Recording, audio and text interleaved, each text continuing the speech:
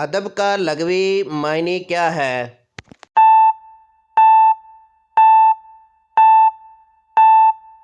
درست جواب ہے تہذیب اور شائستگی۔ عربی ادب کی بڑی اقسام کون سی ہیں؟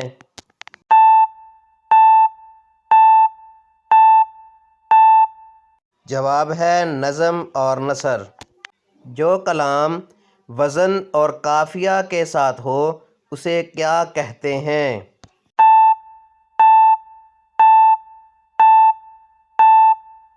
درست جواب ہے نظم۔ قصیدہ کیا ہے؟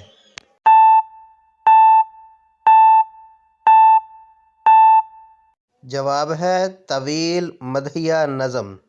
عربی ادب پر سب سے زیادہ اثر کس چیز کا ہے؟